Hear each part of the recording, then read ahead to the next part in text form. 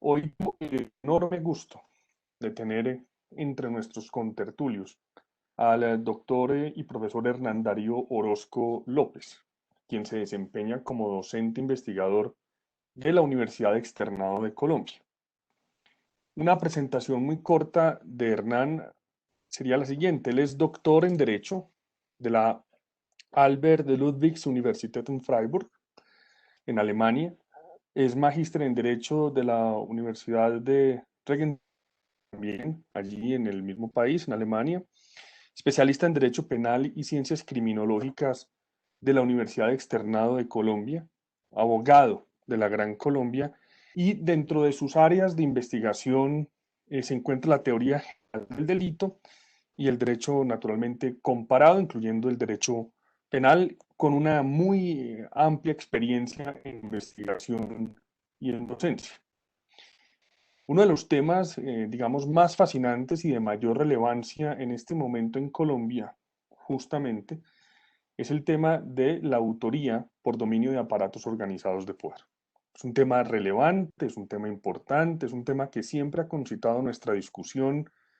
aunque claramente hay muchas voces divergentes y una de ellas, por su interés y por su profunda investigación, ha sido la de Hernán. Así que, sin mayores preámbulos, voy a señalar un par de cosas.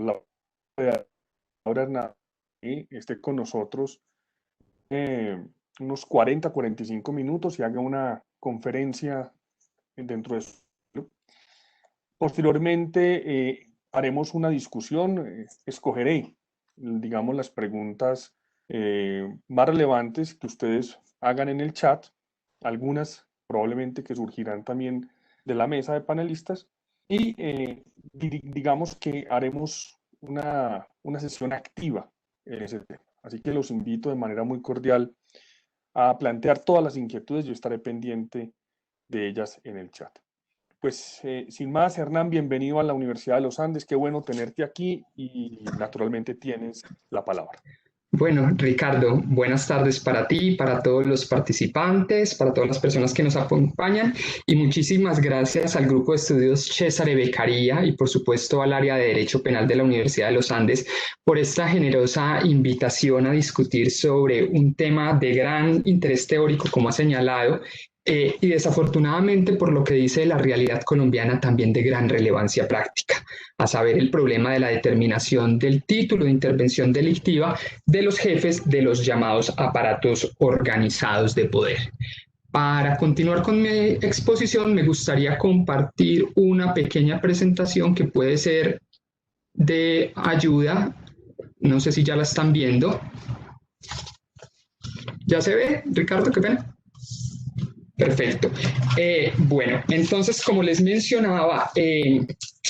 pues al respecto, en el tema de la discusión sobre la determinación del título de intervención delictiva de los jefes de los llamados aparatos organizados de poder, la tesis que ha logrado consolidarse en la doctrina mayoritaria y que ha sido acogida también por tribunales de diferentes países, especialmente en el ámbito latinoamericano, es la autoría mediata en virtud de aparatos organizados de poder desarrollada por Klaus Roxin.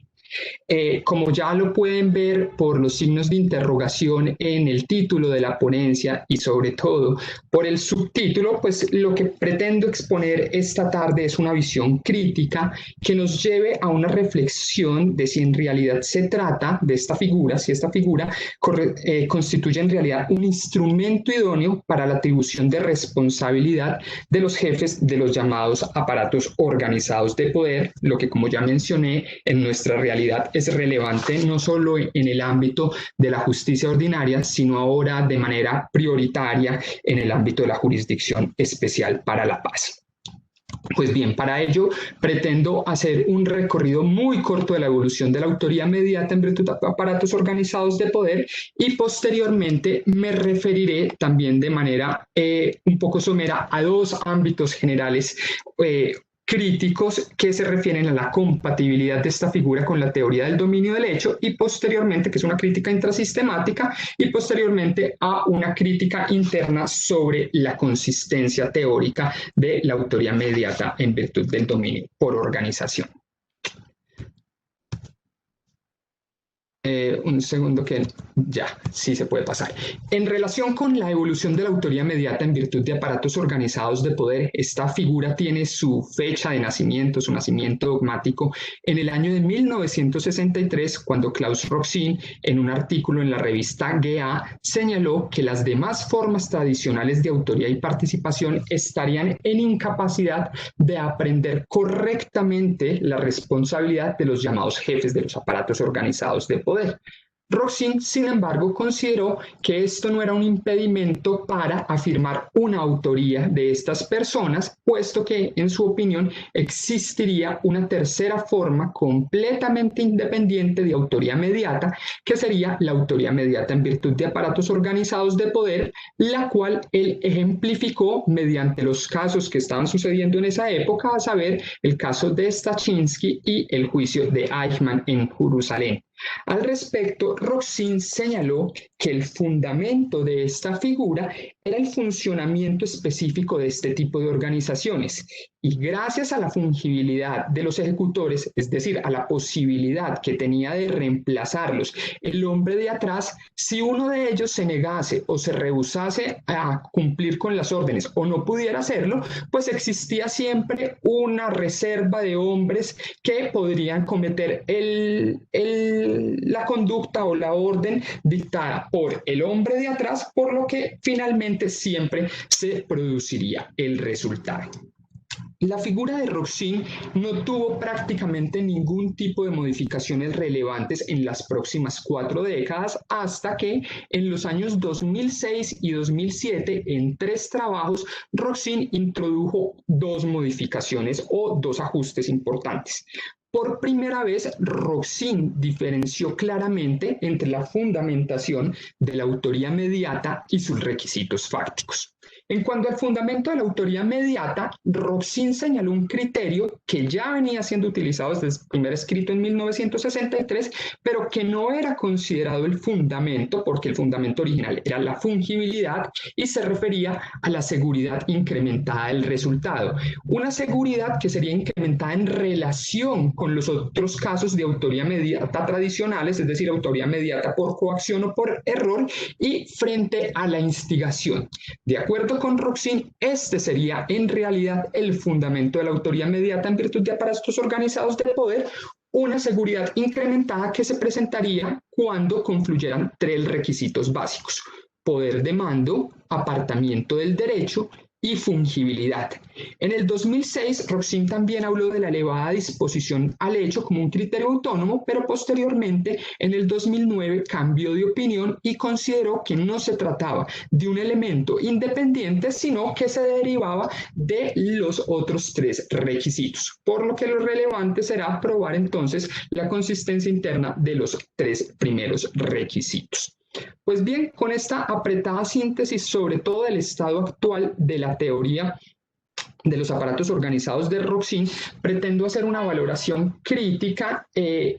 2 puntos generales, y el primero de ellos, como ya lo había mencionado, se refiere a la relación interna o la relación intrasistemática que existe entre el dominio por organización, que aquí los utilizo como también lo hace Roxin, a modo de sinónimos. Cuando hablo de dominio por organización me estoy refiriendo también a autoría mediata en virtud de aparatos organizados de poder. Con esta precisión, entonces, sí me voy a referir en el primer punto crítico a la relación intrasistemática entre el dominio por organización y la teoría matriz, que es la teoría del dominio del hecho.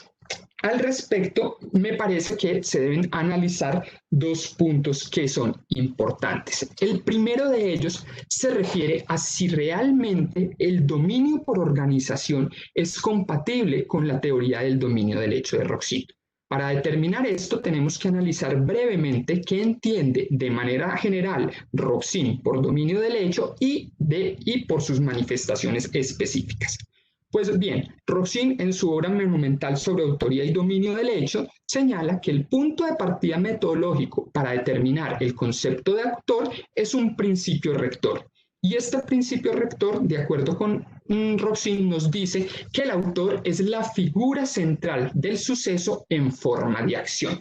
Como Roxin reconoce de manera original tres ámbitos, por lo menos, los delitos de dominio, los delitos de deber o de infracción de deber y los delitos de propia mano, pues hay que ver cómo se concreta este principio metodológico en el ámbito de los delitos de dominio, que es el que nos interesa en este caso, toda vez que la autoría mediata en virtud de aparatos organizados de poder corresponde al ámbito de los delitos de dominio. Pues bien, Roxin allí señala que autor es la figura central del concreto acontecimiento de la acción. Ya vemos entonces que, de forma general, en el principio general, Roxin habla de un dominio de la acción que adicionalmente debe ser sobre una acción concreta. Ahora bien, en las otras manifestaciones del dominio del hecho, excepción del dominio por organización, vemos que este principio general se mantiene al concretarlo. Así, en el dominio de la acción, que es lo que caracteriza, según Roxin, la autoría directa, se trataría de una realización libre y voluntaria de los elementos del tipo, es decir, de la acción típica. En cuanto al dominio funcional del hecho, que es lo que caracterizaría la coautoría, Roxin nos dice que es autor en la modalidad de coautor quien domina la acción ejecutiva. Y en las dos situaciones fuera del dominio por organización que caracterizan el dominio de la voluntad, que es lo que a su vez le da forma a la autoría mediata, pues Roxin nos dice respecto del dominio de la voluntad en virtud de error que el hombre de atrás, gracias a sus conocimientos especiales, a sus mayores conocimientos, configura el sentido del suceso, que es un suceso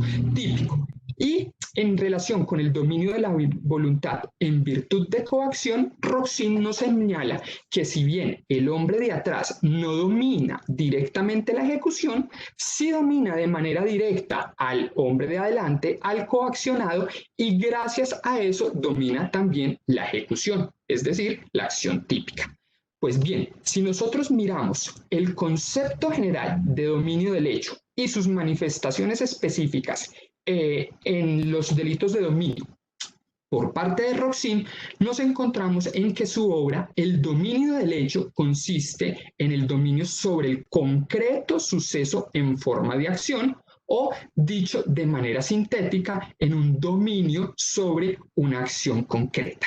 Sin embargo, esto es diferente en el ámbito del dominio por organización, que sería, de acuerdo con Roxin, la tercera forma de autoría mediata, una forma autónoma e independiente, pues en este caso lo que sucede es que el hombre de atrás domina un resultado, y aquí lo he puesto entre comillas, no el resultado, esto lo veremos más tarde, sino un resultado gracias al dominio de las estructuras organizativas.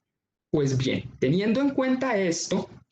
la conclusión a la que llegan algunos autores y a la cual he llegado yo también es que entre el dominio por organización y la teoría matriz, la teoría del dominio del hecho del propio Roxin, existe no solo una incompatibilidad nominal, como lo podemos observar entre dominio del hecho, dominio de la acción y dominio por organización, sino sobre todo una incompatibilidad material. Toda vez que en todos los otros casos lo que sucede es que los autores están dominando concretamente la acción, cosa que no sucede en el dominio por organización. Y esto lo podemos ejemplificar en uno de los casos paradigmáticos de la teoría de Roxin, y es en el caso de los tiradores del muro. En este caso, los hombres de atrás, que eran los miembros del Consejo de Defensa de la República Democrática Alemana, evidentemente dominaban la situación de defensa, es decir, ellos habían decidido cuántas tropas debían estar, cuál era la munición que se debía utilizar, cómo debían estar organizados, etcétera. Pero la acción concreta, cuando una persona estaba intentando escapar del régimen y huir desde Berlín Oriental hasta Berlín Occidental, si uno de los soldados de guardia en un puesto decidía disparar a propósito al lado para no herir a la persona, o se rehusaba por otra razón, o no podía dar en el blanco, el hombre de atrás, es decir, los miembros del Consejo de Seguridad, del Consejo de Defensa Nacional, por más que dominaran generalmente la organización y las medidas de defensa, no podían intervenir y no dominaban la acción concreta, por lo que considero que no es posible o no es compatible esta figura con la teoría general de Roxin. Y adicionalmente, si no es compatible con la teoría general, tampoco es compatible con el concepto de dominio de la voluntad, que es el criterio general de la autoría mediata en la teoría del dominio del hecho. Toda vez que Roxin, en los otros dos casos, en los casos de la coacción y el error, habla de un dominio de la voluntad de los sujetos de adelante que en cierta medida tienen un déficit. Por el contrario, en el caso de los aparatos organizados de poder, y este sería la gracia de esta figura, es que el hombre de adelante es totalmente responsable. Es decir, tampoco en este caso se podría hablar de un dominio de la voluntad, por lo cual no sería posible integrar sistemáticamente la teoría del dominio por organización en el ámbito de la teoría del dominio del hecho. Pues bien, este es un primer punto crítico intrasistemático, pero hay un segundo punto que también me parece de bastante relevancia y se refiere a la posibilidad que tiene el dominio por organización de aprender la mayor responsabilidad de los hombres de atrás. Roxin ha señalado siempre que solo esta figura, es decir, que no lo podría hacer ni la instigación ni la coautoría, evidentemente tampoco la complicidad, solo esta figura, la autoría mediata en virtud del dominio por organización o dominio por aparatos organizados de poder, que como dije se traban como términos sinónimos, solo esta figura, de acuerdo con Roxin, estaría en capacidad de aprender el mayor desvalor del comportamiento del hombre de atrás, es decir, su mayor responsabilidad por ese hecho concreto. Pues bien, a mi juicio, creo que este es uno de los factores que ha en cierta medida generado una acción de atracción para la doctrina y especialmente para la jurisprudencia para adoptar esta teoría. Y en realidad es un concepto o es más bien una afirmación que no es posible defender desde el punto de vista de la lógica interna de la teoría del dominio del hecho del propio Roxin, y ya lo vamos a ver por qué. Roxin siempre ha señalado que en los casos de aparatos organizados de poder existen dos formas de autoría que se presentan de manera independiente y que no se excluyen mutuamente. Por un lado, la autoría directa de los ejecutores, que se basa en el dominio de la acción, y por el otro lado, la autoría mediata del hombre o de los hombres de atrás, que se basa en el dominio por organización. Independientemente de una valoración contradictoria de los ejecutores frente a un mismo hecho, pues al mismo tiempo miremos que son considerados señores del hecho, prototipo de la autoría en el marco de la autoría directa, como lo dice el propio Roxin en su obra, y más adelante, cuando se está tratando de fundamentar la autoría mediata, son vistos como meras ruedecillas en el engranaje del aparato organizado de poder. Pero incluso dejando de lado esta crítica intrasistemática, el problema que tiene es que no es posible fundamentar un mayor desvalor y con ello una mayor responsabilidad de los hombres de atrás con base en las categorías conceptuales de la teoría del dominio del hecho. Y esto por una razón muy sencilla. Y es que Roxin, en su propio tratado y en sus obras, reconoce una diferencia de desvalor solo entre la autoría en general y sus manifestaciones como formas de dominio del hecho y la participación como formas de intervención carentes precisamente de dominio de hecho. Pero ya dentro de las formas de autoría, en todas las manifestaciones del dominio del hecho, Roxin considera que todas ellas tienen un igual valor. En consecuencia, Así Roxin nos diga una y otra vez que solo esta figura puede aprender la mayor responsabilidad con las categorías internas de su teoría del dominio del hecho, es imposible aceptar esto, es imposible captar conceptualmente el mayor grado de responsabilidad de los hombres de atrás, algo que solo se podría hacer posteriormente en la medición de la pena, pero algo en lo que también estarían en capacidad de hacerlo la coautoría y la instigación dado el caso. Pues bien, ya con esta apretada síntesis de una crítica intrasistemática que a mi juicio constituye un revés importante para la teoría de Roxin, por un lado, porque si aceptamos que la teoría de la autoría inmediata de poder puede, defenderse frente a las siguientes críticas internas, pues en cierta medida estaría huérfana porque no se podría encuadrar intrasistemáticamente en la teoría del dominio del hecho, sino que habría que reformular o desarrollar toda una teoría en la cual ella pudiese ser incluida. Y por el otro lado, pues es imposible conceptualmente afirmar que con ella estamos captando el mayor grado de responsabilidad, lo cual nos debería llevar a pensar en la necesidad de desarrollar nuevas teorías de la intervención delictiva que puedan captar estos problemas o estas diferencias de desvalor de mejor manera. Ahora bien, el segundo punto crítico al que me quiero referir es a una valoración interna de la teoría, ya no en relación con el dominio del hecho, sino de sus propios requisitos y de su propia fundamentación, y para ello me concentraré principalmente en los requisitos fácticos del dominio por organización. Como vimos, se trata de 3 requisitos, pero toda vez que el poder de mando no está sometido a ningún tipo de dudas, no podemos negar que los jefes de los aparatos organizados de poder tienen una capacidad de mando sobre sus subordinados. Entonces, en lo que nos concentraremos son en los otros 2 requisitos, a saber, en el apartamiento del derecho y en la fungibilidad. En relación con el apartamiento del derecho, Roxin ha tenido algunas variaciones a su concepción original debido a unas críticas que se le han hecho. Pero en uno y otro caso, su posición sigue estando sometida a graves déficits u objeciones. Veamos pues, la concepción original de Roxin en el ámbito del apartamiento del derecho es que los aparatos tenían que estar desvinculados de manera absoluta o total del ordenamiento jurídico, lo cual nos llevaría, según Roxin, a que esta figura se presentara solo en 2 constelaciones típicas. Por un lado, en los aparatos de poder estatales de carácter criminal, por ejemplo, en el régimen nacional socialista, que fue uno de los casos paradigmáticos de la mano de los cuales Roxin desarrolló su teoría, y por el otro lado, en el ámbito de ciertas agrupaciones criminales de gran calado, es decir, no cualquier grupúsculo o cualquier banda, sino unas agrupaciones que Roxin definía como aquellas que constituían en cierta medida una especie de Estado dentro del Estado.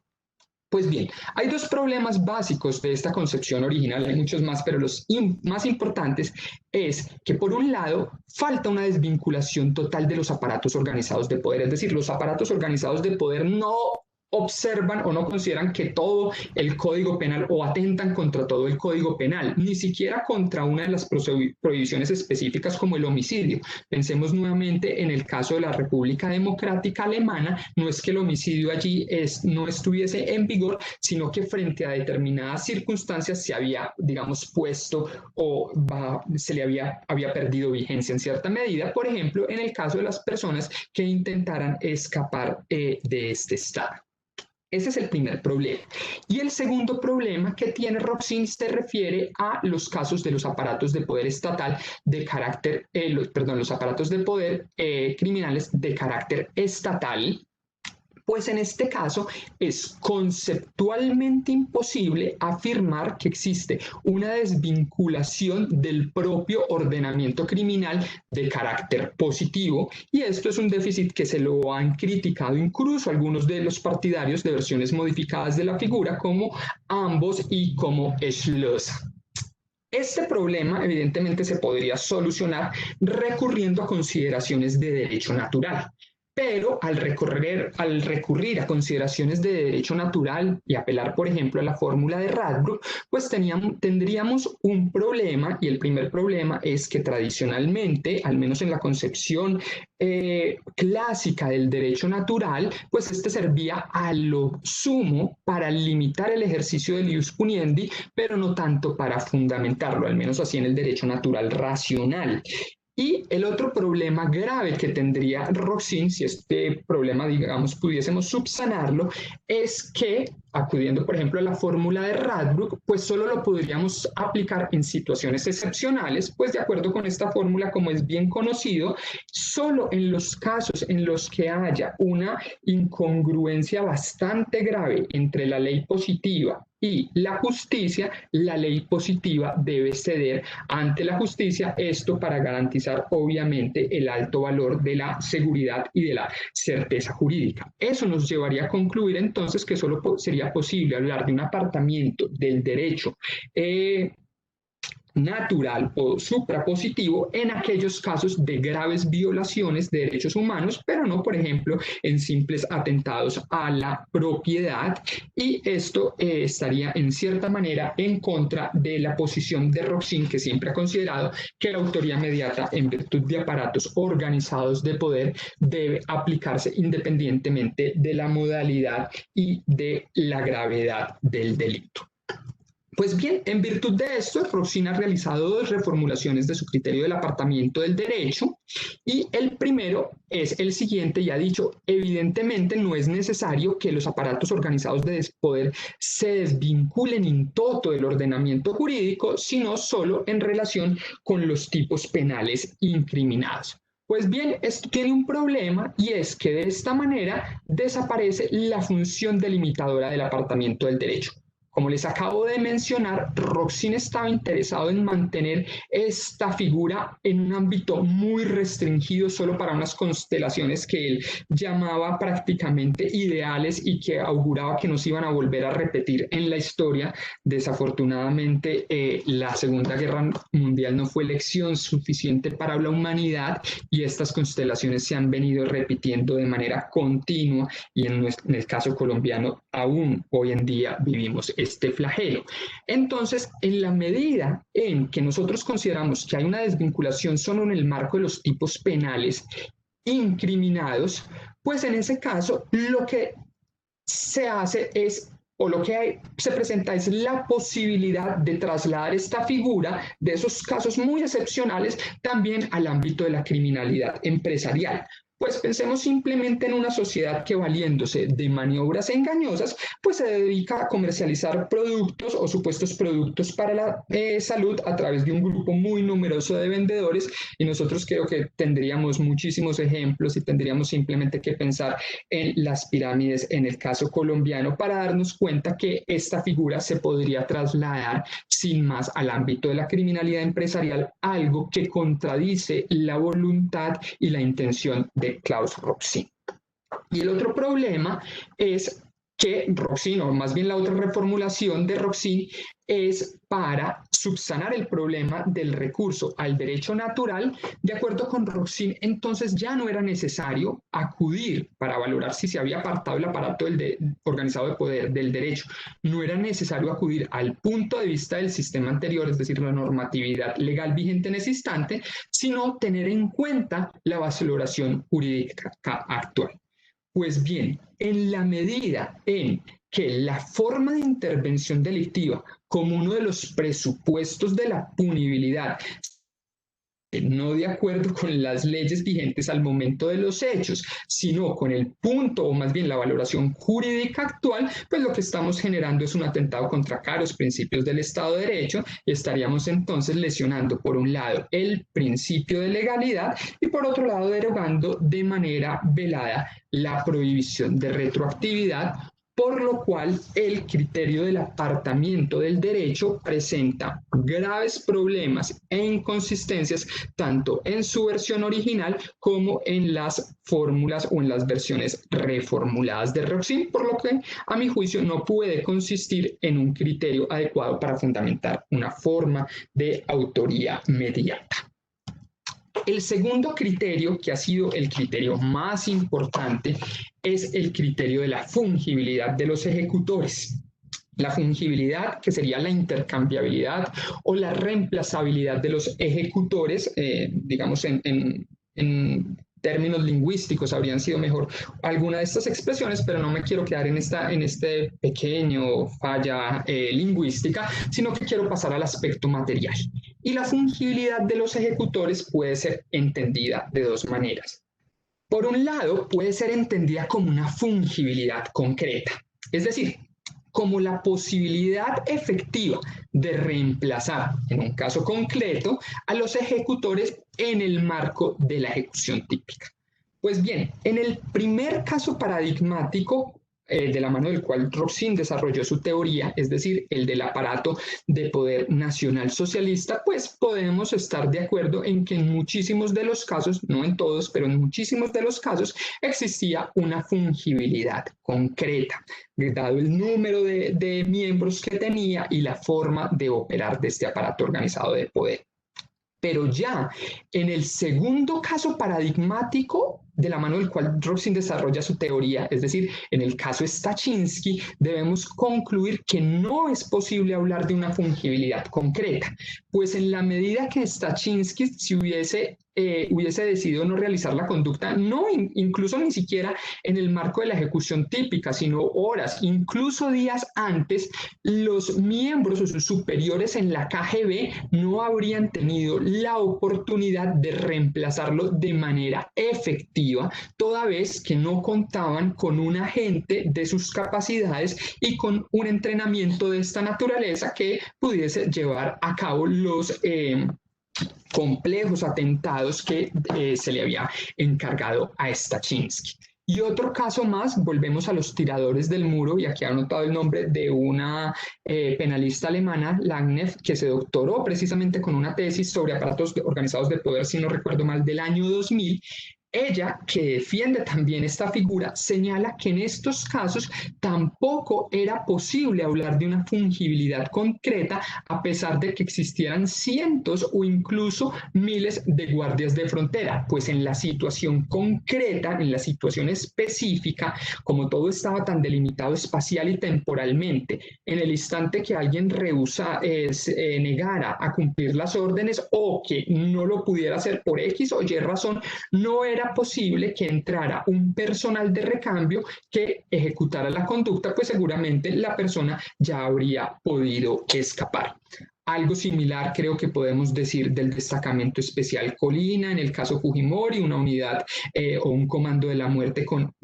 apenas 40 hombres o 40 efectivos, y creo que en los casos de los aparatos de poderes no estatales que actúan en las selvas y sobre todo en las ciudades, pues es todavía más difícil y más complejo hablar de una fungibilidad concreta. Y en el caso de la guerrilla pensemos nada más, por ejemplo, en el secuestro de los diputados del Valle, en caso de que 2, 3 o 4 de los guerrilleros se hubiesen negado a cumplir sus órdenes en ese instante, pues evidentemente sus jefes no habrían tenido la oportunidad de hacer un reemplazo efectivo de ellos, puesto que los demás miembros se encontraban a incluso cientos de kilómetros del lugar de los hechos. Así pues, tenemos que concluir que es imposible, con la fungibilidad de los ejecutores,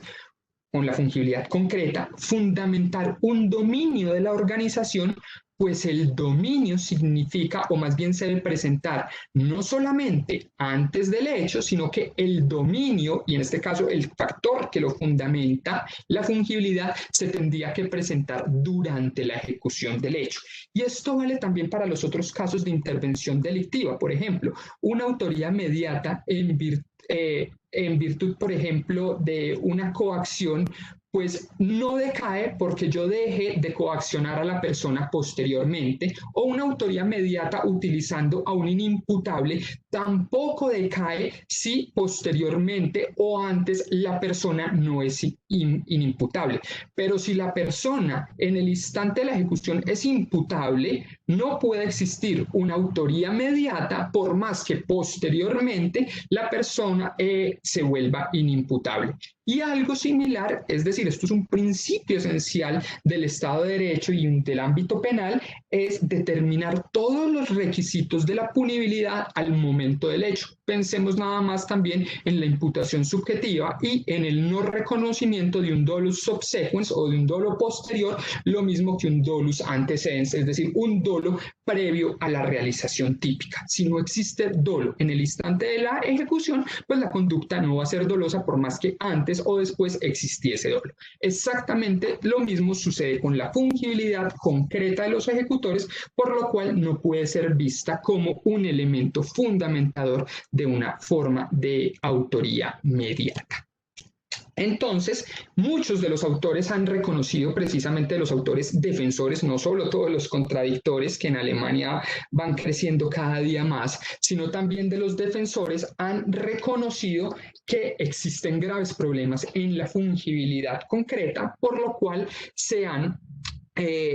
refugiado en cierta manera, si lo puedo decir de esta manera, en la fungibilidad abstracta. Y esta fungibilidad abstracta nos diría que gracias a que existe un gran número de ejecutores potenciales, pues el plan delictivo se podría lograr toda vez que sería posible repetir una y otra vez el intento. Si el sujeto falla el día 1, vendrá un sujeto 2 el día 2 y así sucesivamente. Si se rehúsa o si pasa algo, vendrá un sujeto 3 el día 3, 4, 5, etcétera. Pero finalmente, algún día, gracias a esa fungibilidad de los ejecutores o a esa reemplazabilidad, el hecho se ejecutará, se producirá el resultado y con esto podrá contar el hombre de atrás. Pues bien, a primera vista esto parece muy plausible, pero tiene tres objeciones muy graves.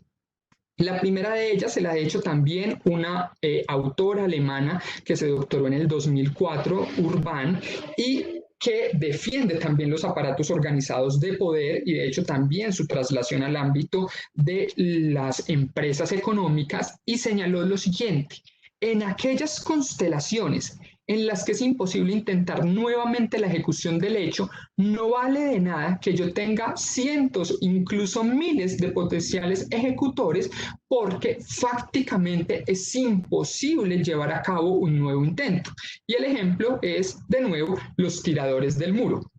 Yo puedo tener cientos o miles de guardias de frontera y el día 1 falla el ejecutor 1, no da en el blanco y la persona logra huir de Berlín Oriental hacia Berlín Occidental. Claro, yo tengo 100 como miembro del Consejo de Defensa Nacional, 100 o 200 o 300 ejecutores dispuestos y los puedo a todos poner en ese mismo punto, pero pues la persona ya está en Berlín Occidental, no puedo repetir el hecho, así que no va a ser posible conseguir el resultado.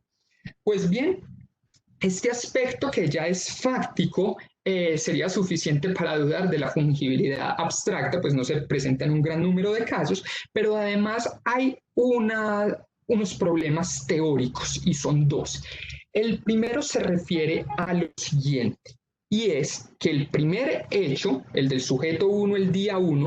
no es posible negar que es un hecho totalmente diferente del hecho 2 realizado o intentado por el sujeto 2, el hecho 3 realizado por el sujeto 3 y así sucesivamente. Es decir, que nosotros, si valoramos todos estos hechos de manera conjunta, en realidad son hechos diferentes, pues lo que estaríamos haciendo es disolviendo las fronteras de la identidad material del hecho, algo que no está permitido obviamente por afectar también principios generales del derecho penal en el ámbito de la intervención delictiva. Y el tercer aspecto que me gustaría resaltar se refiere, o la tercera objeción se refiere a la valoración de comportamientos hipotéticos de terceros que también atentan contra principios del derecho penal, sobre todo en el ámbito de la imputación objetiva. Pues bien, para que Roxin pueda decir que no importa si el sujeto 1 se rehúsa o no o falla, porque existirá un sujeto 2, 3, 4, hasta que finalmente alguien ejecutará la conducta y producirá el resultado delictivo, pues para que uno pueda llegar a esa afirmación es necesario suponer que uno de los ejecutores, a pesar de la autodeterminación, de su carácter libre y de la posibilidad, o más bien de la autodeterminación y de la posibilidad que tiene, no solo de seguir las órdenes del jefe del aparato organizado de poder, sino de comportarse en virtud de su libre autodeterminación conforme con las premisas del ordenamiento jurídico, pues tenemos que suponer que esa persona va a llevar a cabo el delito. Llamémoslo el ejecutor 5, el 6 o el 7. En algún lugar, para romper esa cadena al infinito, tenemos que suponer que alguien lo va a realizar. Y cuando nosotros suponemos eso, por más probable que sea, estamos en cierta medida suponiendo o llevando, o esa suposición nos lleva a una suerte de determinismo penal con unas consecuencias muy graves para el ámbito de la atribución de responsabilidad penal, en la medida que la atribución de responsabilidad penal en el derecho moderno se basa, al menos todavía en la doctrina mayoritaria, en el criterio de una libre autodeterminación. Pues bien, la fungibilidad también tendría otros problemas como las dificultades probatorias, y además podríamos hablar de los problemas que existen de la fungibilidad en los mandos medios y personas de confianza, es decir, en otros niveles de la estructura jerárquica de la organización, pero creo que por razones de tiempo ya no quiero referirme más al respecto, porque lo que más me interesa, creo que sobre todo por la relevancia práctica que tiene el tema, es entrar en una discusión con ustedes sobre las ideas que he sostenido al respecto, por lo cual tampoco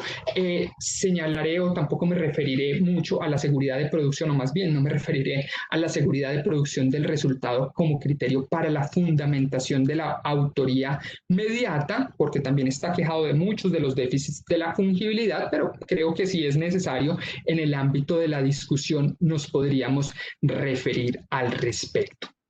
Ya con esto, entonces, para terminar mi exposición, me gustaría señalar 2 o 3 cuestiones a modo de conclusiones para la discusión. Y la primera es que hasta ahora creo que he mostrado que existen graves problemas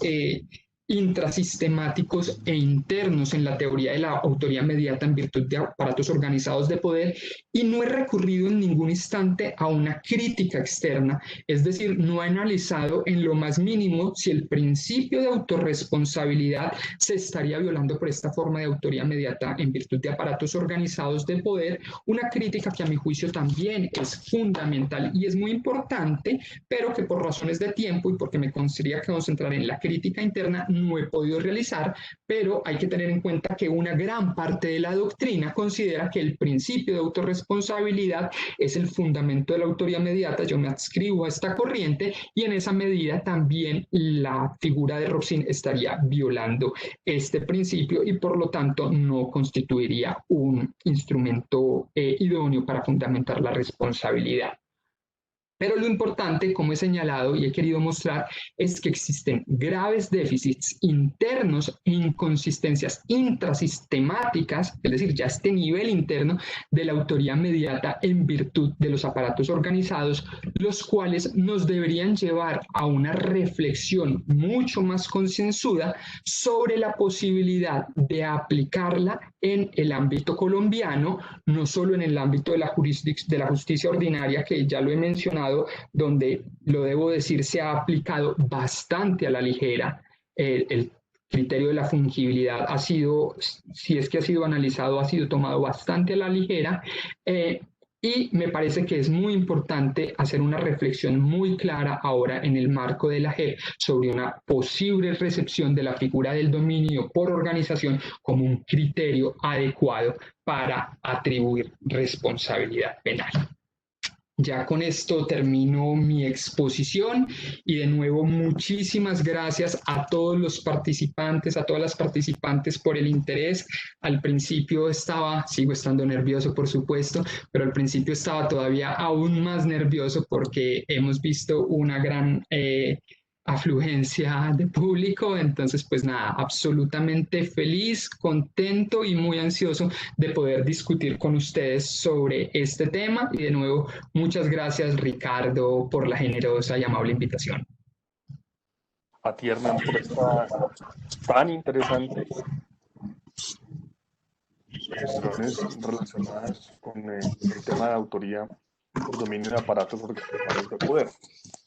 Hay varias preguntas. Yo voy a comenzar por las preguntas de los asistentes y al final pues haré otras diferentes relacionadas con el tema. La primera pregunta, es de Gaby Rocío Araujo. Gaby Rocío Araujo tiene una pregunta compuesta. La primera es, ¿cuál es tu opinión en relación con el grado de participación y entiendo que de responsabilidad de los jefes de organizaciones criminales en Colombia? Y la segunda, entiendo que está referida por la redacción a la postura que ha asumido la Corte Suprema de Justicia en materia de autoridad de aparatos organizados de poder y su compatibilidad con el principio de legalidad. Asumo que hace referencia a la crítica general de que no está cubierta por el artículo 29 del Código Penal colombiano. Esa es como la primera pregunta. No sé si quieres copiarlas todas y te las hago todas o una a una. Pues si me permites ir respondiendo, que las tengo acá en fresco, lo preferiría así y puedo responder de mejor manera. Al final no quise hacer la pauta publicitaria de mi tesis de doctorado, pues por otras razones, por razones de tiempo, pero la primera pregunta es ¿cuál es el grado de responsabilidad? Tal vez eso fue también algo que quise dejar en claro, y es que a mi juicio ni la teoría del dominio por hecho, hoy no lo podía exponer, tampoco la coautoría o la tesis de la instigación son capaces de fundamentar la mayor responsabilidad de los hombres de atrás. Evidentemente, desde un punto de vista intuitivo, los hombres de atrás deben cargar ya en el ámbito de la intervención delictiva con la mayor responsabilidad por los hechos, pero esto hay que fundamentarlo conceptualmente, y el problema es que ni la teoría del dominio del hecho, ni la coautoría, ni la instigación pueden hacerlo. De hecho, en mi tesis de doctorado, partiendo de los casos de aparatos organizados de poder, lo que intenté hacer fue una reconstrucción de la teoría de la intervención delictiva, lo cual me llevó a formular un modelo de doble nivel, en el primero para fundamentar responsabilidad y en el segundo para lo que yo llamo graduación de cuotas de responsabilidad, y ahí pues desarrollé un modelo en el cual yo, valiéndome del pensamiento tipológico por oposición al clasificatorio, pues desarrollé tipos de intervención delictiva o grados de intervención delictiva. Y al respecto desarrollé, aunque se pueden con base en el pensamiento tipológico desarrollar más de 3, 4, 5, 6, etcétera, prácticamente de forma infinita, desarrollé 3 grados de intervención delictiva, y precisamente este grado de intervención más grave, el máximo, fue el que consideré que se presentaba en relación con los jefes de los aparatos de organizados de poder, por un lado, por el grado de dominio material que tenían, pero por el otro lado, por la influencia motivacional que ejercían sobre los sucesos, que son sobre los intervinientes, que son los 2 criterios que yo utilizo como base para graduar las conductas, y llegué a la conclusión que los jefes de los aparatos organizados de poder deben estar en ese nivel máximo, por oposición a los ejecutores, que en la gran mayoría de casos van a estar en un nivel intermedio, puesto que ellos configuran de una manera muy grave, de igual manera que los jefes de los aparatos organizados de poder, el hecho material, pero su influencia motivacional es menor. Por tanto, deben estar en una escala diferente. Pero esto es una propuesta de ley referenda que no es trasladable uno a uno al Código Penal, pero si mi pregunta es cómo se podría hacer esto efectivo, pues creo que la mejor fórmula sería a través de una coautoría y en el ámbito de la medición de la pena tener en cuenta este aspecto de mayor responsabilidad de los hombres de atrás para poder fundamentar, digamos, su mayor desnivel, su mayor reproche y su mayor pena. Pero, repito, esta es una, digamos, solución frente al derecho positivo que no es la más adecuada a mi juicio y como lo propongo de ley referenda, habría que repensar en cierta manera la teoría de la intervención delictiva. Y la segunda pregunta, mi posición frente a la adopción de la Corte Suprema de Justicia, pues quisiera decir dos cosas. Primero que todo, y de manera muy respetuosa, a mí me parece que la adopción de la Corte Suprema de la figura de la autoridad por aparatos organizados de poder ha sido desastrosa porque es una figura que ellos venían manejando, una figura tradicional que es la coautoría impropia, como la denominaban, en el caso de Machuca fue lo que trabajaron, y en el 2010, con los casos de parapolítica, de un momento a otro varían la calificación y terminan condenando por aparatos organizados de poder. Pero lo más grave, por supuesto, la Corte puede hacer una variación jurisprudencial.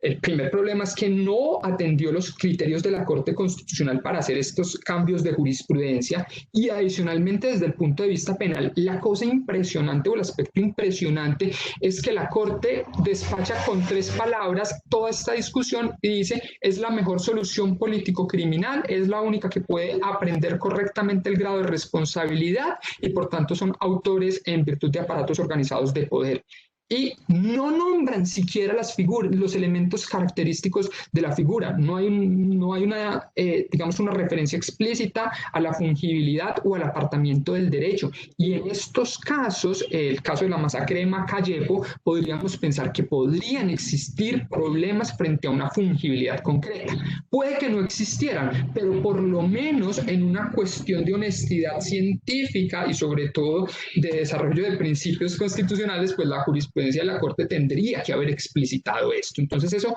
me parece un problema. Y el otro problema es que la adopción en general, en cierta medida, tampoco me referí ahora, que es otra crítica, también la tengo en mi escrito, pero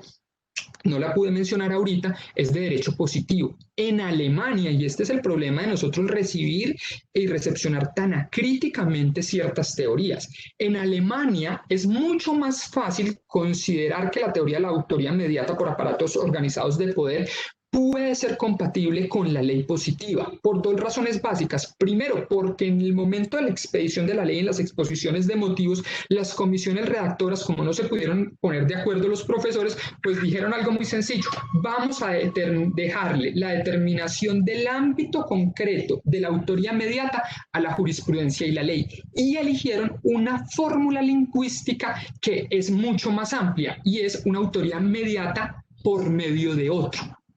Por el contrario, el Código Penal colombiano no habla por medio de otro, sino por medio de un instrumento. Y ya es un poco complejo decir que la persona que es un sujeto autorresponsable es un instrumento. Entonces, desde ese punto de vista también me parece un poco complejo la posición de la Corte y en general la posición de la praxis judicial colombiana. Gracias. Hay que pueden ser interesantes. La primera es, alguien pregunta, en este caso, Carlos Fonseca,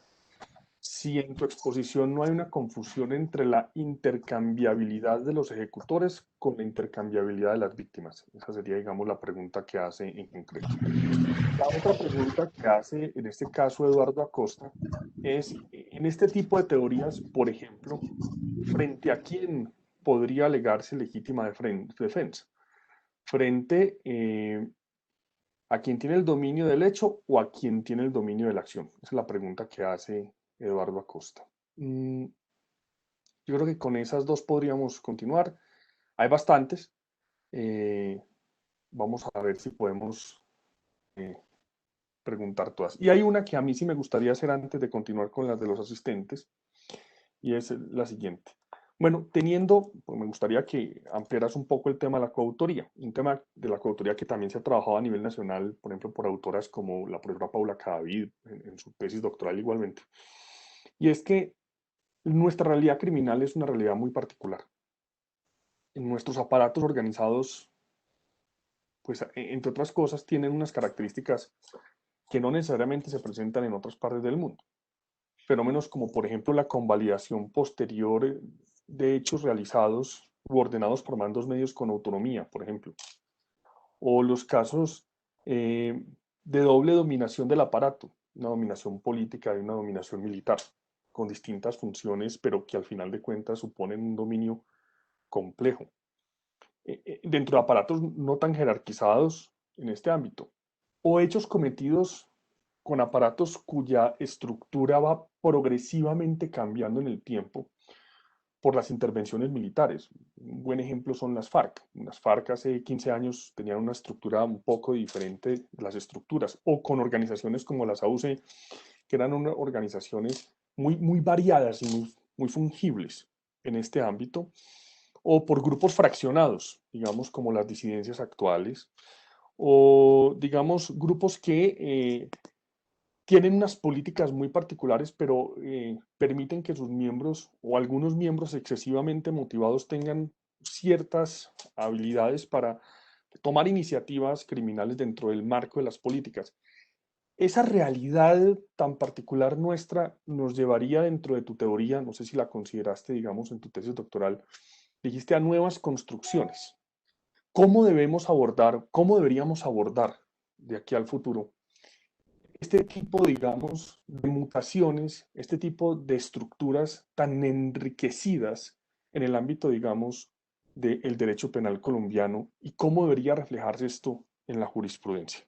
Perfecto. Si te parece, Ricardo, muchísimas gracias por tu pregunta tan interesante y compleja. Creo que la dejo de última para poderles responder en el orden a los participantes, a los cuales les agradezco mucho las preguntas. Yo considero que no tengo una confusión entre la intercambiabilidad de los autores y de las víctimas. Lo que hace referencia a Roxin es que la fungibilidad es la posibilidad de reemplazar a los coautores, perdón, a los coautores no, la posibilidad de reemplazar a los ejecutores. ¿Sí? Entonces, por eso siempre hablaba, por ejemplo, en los casos de fungibilidad concreta, se puede reemplazar al ejecutor 1, 2, 3, pero hay que medirlo frente a un hecho concreto y ese hecho concreto solo hay una víctima. ¿Sí? No es una víctima cualquiera, una víctima potencial, sino frente a esa víctima específica. Entonces, frente a la intercambiabilidad, si entiendo bien la pregunta, pues yo no vería que existe por mi parte una confusión al respecto. Tal vez si de pronto después hubiese una precisión más clara, ya podría dar una respuesta diferente. Frente a la legítima defensa, es una pregunta que me parece extremadamente interesante y me da pie para mostrar algo y de los problemas que caracterizan a esta teoría. Roch, un profesor alemán, también muy crítico con la teoría de Roxin, le ha criticado a Roxin y le ha dicho, Roxin, el problema básico de su teoría, o uno de los problemas, es que al tener un dominio de la organización se pierde esa conexión clara que existe con la acción que caracteriza las demás formas. ¿Sí? El dominio que tiene la otra persona, algo que es asible con las manos, que puede intervenir inmediatamente. Pues Roxin le dice, no, espérese, es que la acción ejecutiva, después en una réplica, la acción ejecutiva, la acción típica del hombre de atrás es la puesta en funcionamiento del aparato, es decir, dar la orden. Ya voy a explicar por qué dije todo esto y la legítima defensa. O no, más bien explico de una vez y ya me voy a la legítima defensa.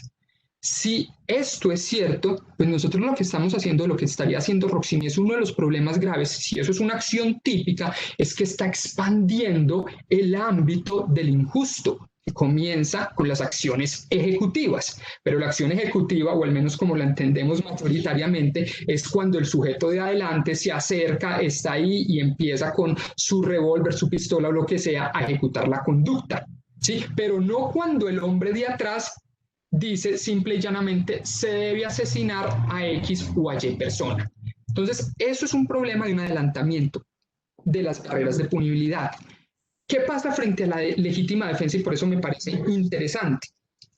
la legítima defensa, lo que sucedería es que la víctima solo se puede defender, al menos con nuestro código, y bueno, el alemán también, el italiano, cuando la agresión sea injusta, sea actual o inminente. Pero esa inminencia se ha medido siempre en unos términos temporales muy, muy estrictos, pues porque la legítima defensa tiene, digamos, una fuerza muy grande, mucho más allá de la que tiene, por ejemplo, el estado de necesidad defensivo. Es decir, la víctima se puede defender en legítima defensa, en principio, única y exclusivamente frente al autor directo, a quien domina la acción, que es quien está generando una agresión contra sus derechos, no contra el autor mediato. Si nosotros permitiéramos eso, pues entonces tendríamos que decir también que frente a un instigador que le compra, no sé, que le dice a alguien, a un delincuente profesional que realice un atentado contra otro, nosotros ya podríamos ejercer una legítima defensa. En esos casos hay unas teorías complejas a mi juicio, aquí no me puedo extender en ellas, pero de una legítima defensa anticipada que me parece bastante peligrosa. En esos casos, la figura que se podría utilizar, digamos, cuando ya no hay posibilidad de detener, digamos, el curso del suceso, a mi juicio, la mejor figura sería el estado de necesidad defensivo, una figura que es conocida en el ámbito del derecho penal, pero que en el ámbito del derecho colombiano al menos no tiene un fundamento positivo, pero creo que la podríamos desarrollar. ¿Y por qué di el ejemplo de Roxina al principio? Ese ejemplo, cuando él decía, esa es la acción típica del hombre de atrás, pues entonces eso significaría que nosotros podríamos ejercer la legítima defensa también contra el hombre de atrás por el simple hecho de que ha dado la orden. Simple hecho. Obviamente esto hay unas normas de flanqueo en las cuales nos pueden decir, por ejemplo, que esa conducta per se ya es punible, pero al menos eso, en lo que consideramos tradicionalmente,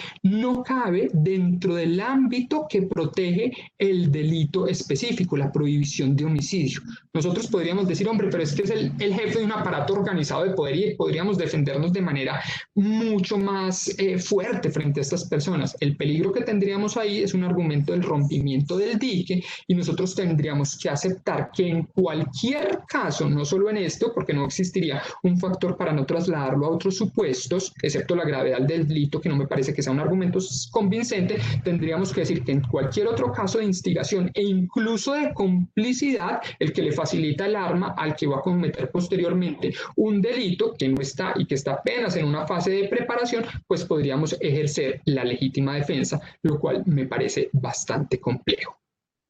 Y frente a tu pregunta, pues te agradezco también mucho porque me das una oportunidad de precisar algo, y es, claro, en la realidad criminal, de hecho, en Colombia también hay voces en contra, a pesar de que se ha desarrollado más o se ha aceptado más la teoría de la autoría mediata por aparatos organizados de poder. Está, por supuesto, la tesis doctoral de la profesora Cadavid, también Fernando Velázquez, Bernate también defienden una posición diferente, es decir, en contra de los aparatos organizados de poder.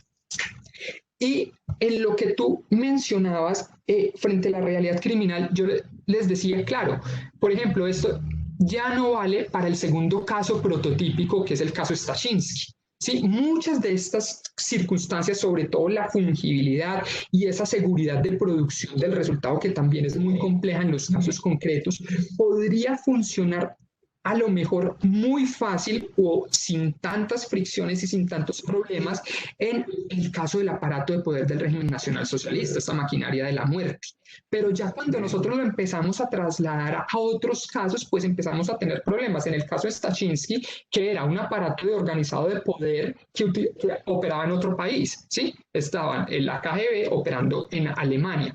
En el caso Colina, un aparato de poder que, digamos, está dentro del Estado y que se desvincula parcialmente, pero no es todo el ejército, es un comando de la muerte, ¿sí? Entonces también es problemática la figura de Roxina allí. Y lo que tú dices en nuestra realidad criminal, y por eso mi crítica muy fuerte a la Corte Suprema de Justicia, pues es que nosotros tenemos una realidad muy diferente y no es lo mismo una guerra de guerrillas que el aparato de poder o la maquinaria de poder y la maquinaria de la muerte del régimen nacional socialista frente a las FARC o frente a las autodefensas con unas cadenas jerárquicas muy diferentes, con una operación descentralizada en algunos casos, sin un mando continuo, con un cambio de los jerarcas o de los jefes de estos grupos en el tiempo que no se presentaba en el caso del aparato de poder típico que ideó Roxy o con base en el cual Roxin desarrolló su teoría.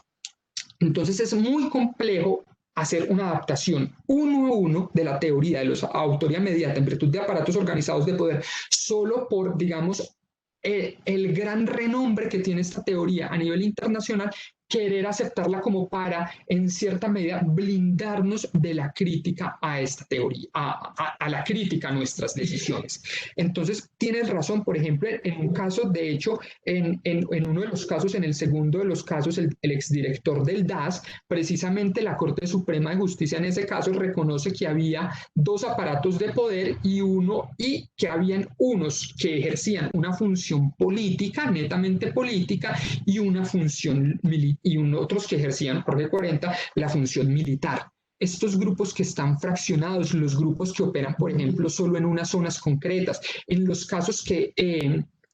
no había, por ejemplo, posibilidades de una comunicación clara en tiempo directo. ¿Qué hacer con estas situaciones? A mi juicio, la teoría de los aparatos organizados de poder no logra captar esto, en cierta medida también porque está muy fijada en el dominio de la organización como tal. Esto no se le puede discutir a Roxin, es que evidentemente los jefes de los aparatos organizados de poder dominan la organización. Hitler dominaba la organización, eso nadie lo va a dudar, y en términos generales los dirigentes de las FARC o de los grupos paramilitares de las ex-FARC o los grupos paramilitares pues dominaban también los aparatos. La pregunta es si dominaban las acciones o los hechos concretos que el respecto de lo cual necesitamos determinar la intervención delictiva. La teoría de los aparatos organizados de poder nos serviría más bien para determinar el concepto de un injusto de organización que sería fundamento de otras formas delictivas, ¿sí? Por ejemplo, de un concierto para delinquir sería mucho más útil en este ámbito que en el momento de determinar la forma de intervención delictiva. Entonces, por eso, en mi tesis doctoral, precisamente yo lo que intenté fue alejarme de eso, mostrar que lo relevante no era tanto el concepto de la organización, que se dominara una organización per se, sino el aporte que se hacía efectivo y material a un hecho concreto. Y como te dije, pues aquí me queda muy difícil exponer toda mi tesis doctoral, pero al menos yo desarrollé dos criterios que digamos eran los criterios a los cuales yo considero que se pueden, digamos que absorben unos subcriterios y que esto nos permite graduar la intervención delictiva de un hecho concreto. Y por un lado es la configuración del suceso típico. Es decir, yo más que ver si alguien domina la organización, yo lo que tengo que ver es cómo ha configurado, para determinar la intervención delictiva, claro, cómo ha configurado el suceso típico esa persona. Entonces, ahí yo qué tengo que ver si la persona dio una orden, de qué naturaleza fue la orden. En los casos en los que no dio órdenes, por ejemplo, si lo que hizo fue un consentimiento tácito, o si desarrolló, por ejemplo, un tipo de políticas en las cuales estaban, digamos, en la forma decían algo, pero materialmente estaban apoyando totalmente lo contrario. Es decir, decían, no reclutemos menores de edad, pero se permitían un tipo de acciones y de hecho hasta se incentivaban para que hubiese un reclutamiento de menores. Entonces, lo que habría que mirar en primera medida para determinar la responsabilidad de todos los intervinientes en un hecho, no solo de los jefes, sino también de los mandos medios y de los ejecutores, es cómo han configurado un hecho concreto. Y el segundo aspecto sería la influencia motivacional que han realizado los diferentes intervinientes sobre los demás, que es a mi juicio el segundo criterio relevante para medir el grado de responsabilidad, pero frente a un hecho concreto, no para la formación de una organización. Nuevamente, que veo que ahí es el problema más grave y la malinterpretación más fuerte, y es haber centrado siempre en un dominio de la organización, sino centrarnos en el dominio en el hecho concreto, y de la mano de estos criterios que yo después operacionalizo, determinar grados de responsabilidad. Y yo fijo 3 grados de responsabilidad, y a mi juicio, en muchos casos, por ejemplo, de guerrilla y paramilitares, yo consideraría que la labor de planeación puede ser tan relevante como la labor de ejecución material. Es decir, quien planea el atentado puede tener un aporte, estos son criterios nada más de plausibilidad, un papel, un rol tan determinante como quien la ejecuta materialmente. Pero la diferencia es que en el otro criterio, en el otro pilar que yo utilizo, que es la influencia motivacional, pues las presiones que se ejercen desde la parte superior del aparato de poder son mucho mayores que las que pueden ejercer en la parte intermedia o en la parte inferior, por lo cual, al hacer la conjunción de estas dos dimensiones, como yo las llamo, resulta que los jefes de los aparatos organizados de poder por lo general están en el nivel superior, mientras que los ejecutores están en un nivel intermedio, pero repito, frente a un hecho concreto. Y en esta medida se puede tener en cuenta cuál es por ejemplo, la influencia, por ejemplo, de un dominio político, como tú mencionabas, en la influencia motivacional, pero también el dominio militar o la influencia militar, que esto configura el hecho, que fue quien dirigió, quien planeó, quien comandó, quien ejecutó. Entonces, a mí me parece que si nosotros dejamos de lado esta idea de que lo relevante es un dominio de la organización que me garantiza un resultado, sino que nos vamos al suceso concreto y miramos cuáles son los factores que nos permiten aprender la responsabilidad, estamos en una mejor posición para aprender los grados de responsabilidad delictiva. Gracias, Hernán. Creo que en esta última respuesta hace aclarar un poco los inquietudes de los partícipes. Una, la justamente entre para delinquir y la coautoría por dominio de los aparatos, y la otra, la responsabilidad, la diferencia entre responsabilidad colectiva e individual en relación con los sujetos y las diferentes clases de acuerdos colectivos o individuales para el hecho en la estructura. Hay tres temitas que yo creo que son importantes en estos minutos que nos quedan. El primero es una pregunta, creo que es aclaratoria, de Mateo Gallego, donde nos advierte, donde pregunta si consideras que igual o diferente el criterio de alta disponibilidad al hecho al criterio de la fungibilidad. Digamos, una pregunta que pueda aclararle a Mateo un poco mejor las cosas. En segundo lugar, hay una pregunta que me parece interesante, digamos, es correlativa, pero es interesante y tiene que ver un poco con el tema de la responsabilidad, de la traslación de responsabilidad a la criminalidad de empresa. Y si tienes alguna propuesta para satisfacer o para aclarar la autoría y la participación en estos eventos, en los que hay una complejidad de nivel directivo y distintos grados jerarquizados, mandos medios y trabajadores rasos, en las afectaciones graves a los bienes jurídicos en el desarrollo de la actividad empresarial. Y hay una tercera que me parece también interesante, y es la siguiente. Muchas conductas de la parte especial, porque tampoco ha habido un estudio muy correlacionado entre parte general y parte especial, tienen verbos rectores bastante interesantes, como por ejemplo el genocidio. Tiene un verbo rector muy particular que es ocasionar, o la desaparición forzada, digamos. Tienen, digamos, no son verbos estrictamente causativos y cuya interpretación podría dar a entender que son autores todos los que participen, digamos, desde el momento de la organización o de la dirección, planeación, etcétera, hasta el momento de la propia ejecución. Según estas estructuras de la parte especial, sería necesario recurrir a estas teorías de la parte general para tratar de imputar delitos graves. Mira, por ejemplo, el que ocasione, o el que produzca, o el que, en términos generales, pues sería bien interesante mirar esta correlación entre unos y otros.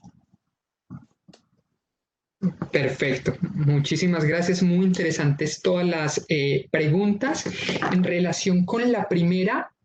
la fungibilidad, como mencioné, ha sido el criterio básico de Roxin toda la vida. En 1963 era de hecho el fundamento con las reformulaciones de 2006 pasa a ser uno de los elementos fácticos. La fungibilidad es la posibilidad, de acuerdo con Roxin, por eso es que da a malentendidos por el término, él utilizó Fungibilität en alemán, que es lo mismo, fungibilidad, pero habría sido más fácil hablar, por ejemplo, de una reemplazabilidad. No existe en la RAE, pero bueno, entre comillas, nosotros en nuestro lenguaje técnico la podríamos utilizar sin ningún problema, y es esa posibilidad que tiene, concreta o abstracta en teoría, el jefe del aparato organizado de reemplazar a los ejecutores. El primero se rehusó, el segundo falló, pues yo tengo un tercero, un cuarto y un quinto.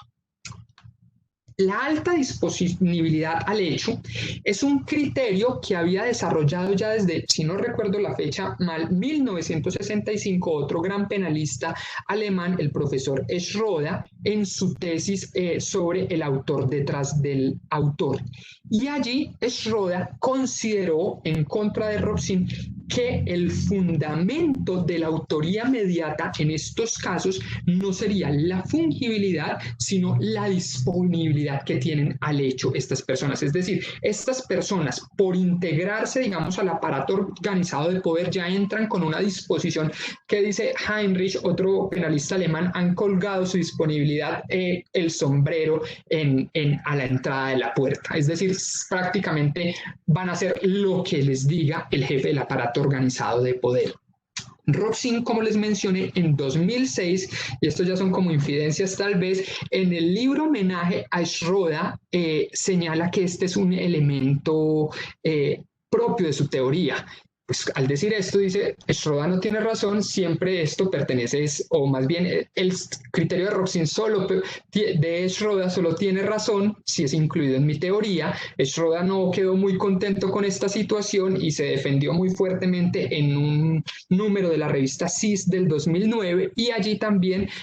Robson dijo, no, he repensado, y después de reflexionar nuevamente, la elevada disposición al hecho ya no pertenece, ya no es un criterio autónomo. Esto es secundario, se deriva de los otros elementos. Entonces, fungibilidad, posibilidad de reemplazar, y la alta disponibilidad al hecho es, por lo cual Schroeder dice que hasta en cierta medida tiene más razón, aunque la propuesta también está sujeta a muchas críticas, pero pues, ¿por qué no hay necesidad de acudir tanto a la fungibilidad que menciona Robson? Pues porque en la mayoría de casos estas personas tienen una alta disponibilidad al hecho y ejecutan las órdenes que les dan. Es decir, no hay que acudir a un segundo, un tercero, un cuarto, un quinto, porque el primero ya tiene una disponibilidad y lo comete. Es una tesis que ha encontrado pocos favorecedores en Alemania. Heinrich es uno de ellos, y que en el ámbito latinoamericano, por ejemplo, el profesor peruano Iván Meini es uno de sus defensores. También tiene sus problemas fuertes, pero es importante entonces aclarar esto. Frente a la responsabilidad, si es trasladable al ámbito de la criminalidad empresarial, claro, aquí se muestra otra vez los problemas, como intenté hacerlo ver en el ámbito, digamos, del criterio del apartamiento del derecho, es que Robson al principio dice tiene que ser una desvinculación total del ordenamiento jurídico, pues para poder tener esta figura, digamos, limitada a dos casos muy clásicos, porque él no quiere verla aplicada en el ámbito de la criminalidad empresarial. Pero después, cuando hace esa reformulación y dice es una desvinculación en relación con el tipo incriminado, pues es perfectamente posible, porque, como lo dije, una empresa legalmente constituida, en principio legal, pues se puede desvincular de ciertos tipos penales. Pensemos también en el ámbito, por ejemplo, de los delitos medioambientales. Por costo económico, una empresa decide no construir las obras que son necesarias para el tratamiento de sus aguas residuales, contaminación todos los días. ¿Sí? Entonces es perfectamente posible trasladarla en contra de la voluntad de Robson, pero aquí reitero que está sometida a muchísimas objeciones esta figura, y mi propuesta sería, obviamente, el modelo que yo desarrollé, al menos en mi tesis doctoral, como mencioné, fue partir de un caso muy específico que me interesaba mucho, que es el de los aparatos organizados de poder por la realidad colombiana de mi país, evidentemente, pero después hacer una reconstrucción de la teoría general de la intervención delictiva, analizando las corrientes, digamos, más importantes al respecto, para finalmente formular ese modelo de doble nivel de intervención delictiva, en el cual, como aquí repito lo que acabo de mencionar, los factores esenciales para determinar el grado de intervención delictiva serían, por un lado, la dimensión del grado de configuración, es decir, entonces, por ejemplo, el gerente de una empresa es el que puede determinar o el que puede tomar ciertas determinaciones, por ejemplo, de cómo se va a sacar al mercado un producto, cómo se va a hacer incumpliendo las normas legales, mientras que en estos casos todavía más, el grado de configuración que tienen los sujetos que están en la parte baja es mucho menor. En algunos casos incluso podríamos hablar de que no son conductas típicas. Sobre esto habría que discutir muchísimo, pero por ejemplo, si las personas que transportan el producto en los furgones o en las camionetas también constituyen una intervención delictiva. Y la otra dimensión sería el grado de la influencia o la presión motivacional. Y esto es importante porque, por ejemplo, en los casos y eso también lo ha tratado la jurisprudencia alemana, en el caso, y es todavía muchísimo más relevante en el caso colombiano, en el caso que el miembro superior, gerente o, bueno, jefe de personal o quien sea, amenace a la persona con despedirla de su trabajo si no ejecuta una orden que evidentemente es delictiva. Entonces, aquí también encontramos que existe una presión motivacional y tendríamos que analizar si esa presión motivacional, ese constreñimiento es tan fuerte como para exonerar de responsabilidad a la persona que actúa, al hombre de adelante, o no es tan fuerte. Si es una presión motivacional que no es tan fuerte como para exonerarlo de responsabilidad, pues esa persona tal vez o seguramente también debería responder dependiendo de algunas circunstancias, pero el mayor grado de responsabilidad en esta dimensión la tendría el superior o el directivo que ejerce esa presión motivacional. Y nuevamente lo que tendríamos que hacer es, en casos concretos, no en general in toto, sino en situaciones específicas frente a las que vamos a determinar el grado de intervención, conjugar estas dimensiones para decidir en cuál de los grados de la escala se encuentran estas personas. Y la última pregunta que me parece muy, muy interesante también, por lo que está por venir en decisiones de la JEP, es lo siguiente, y es, tenemos que decir algo, y es que no solo ocurre, por ejemplo, con el genocidio o, por ejemplo, con la desaparición forzada, sino que es una tendencia del legislador contemporáneo, obviamente, a incluir una serie de verbos rectores en los tipos de la parte especial, 6, 7, tenemos casos de 11 tipos rectores para intentar, obviamente, abarcar todo el posible espectro de conductas punibles. Es decir, nadie se nos va a quedar, absolutamente nadie se nos va a quedar por fuera y además los vamos a castigar como autores. La pregunta es, y esto ya sería de ley lata, hay que ver si podemos reformular esto, o de ley ferenda, si deberíamos volver a una, reformulación de los tipos penales, porque aquí, ¿cuál es la cuestión? ¿Por qué tanto esto de que si es autor, que si es partícipe? La cuestión que está por debajo es una pregunta de justicia. ¿En qué medida? En la medida en que yo considere que alguien es autor, que alguien es cómplice, pues las penas son diferentes. Los grados de intervención son diferentes, el grado injusto es diferente y el grado de pena es diferente. Entonces, en el fondo lo que está no es cualquier cosa, es una cuestión de justicia, y en esa medida yo sí creo que nosotros tendríamos unas herramientas hermenéuticas para interpretar que no todas las conductas que se desarrollan en el marco de un genocidio son constitutivas de autoría, sino que tenemos que utilizar técnicas hermenéuticas e interpretar. Yo interpretaría con base en mi teoría, pero habrían otros que interpretarían con toda razón con base a la coautoría, con base a la teoría del hecho total o con base a los aparatos organizados de poder, que no todas las intervenciones o más bien todos los aportes en estos casos son de igual relevancia y que por tanto debemos distinguir materialmente entre clases de intervinientes, pues porque le hacemos un mal a la justicia y a la jurisdicción en el sentido que echamos en un mismo costal absolutamente todos los intervinientes cuando sus grados de injusto han sido diferentes. Y eso, si me permiten aquí hacer esta confesión, era algo que a mí me aterraba. Yo leía, Schunemann dice